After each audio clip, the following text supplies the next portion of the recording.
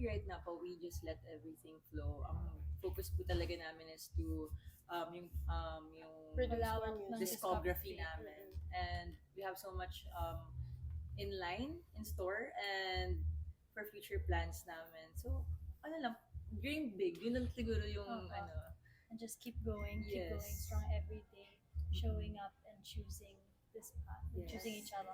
and we truly believe in God's perfect timing. And also with that, we will also do our best. Kasama ng blessing ni God, we will do our best. Magta-training kami para sa kakabuti rin ng group in the Share future. naman what other girl groups, whether here or abroad, you look up to or that you either admire or aspire to be.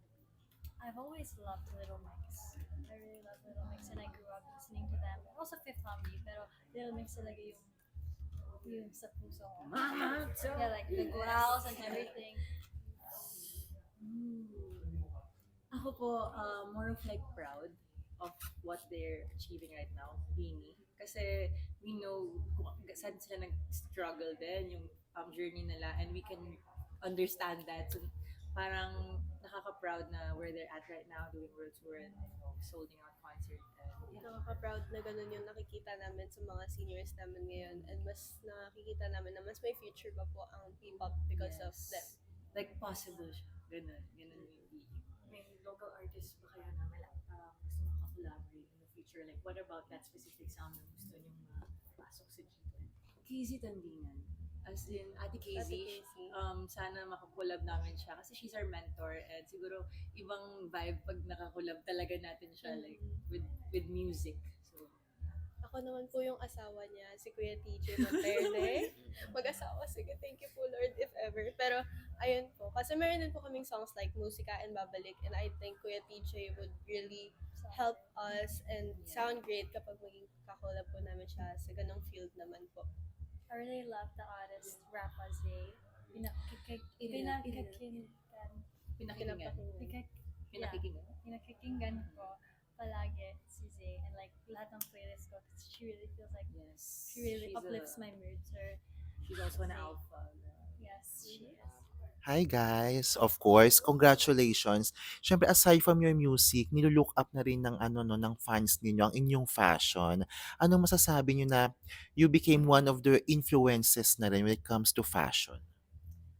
Sobrang Sorry. nakakatuwa naman po kasi iba't iba po kasi kami ng fashion sense and parang they see na parang nare-represent sila in a way, and I think yun po yung wow, sumakses ka dyan. And then, nakaka-touch ng puso na they see us as minsan peg, sa kung ano yung gusto lang Inspo. represent, inspo.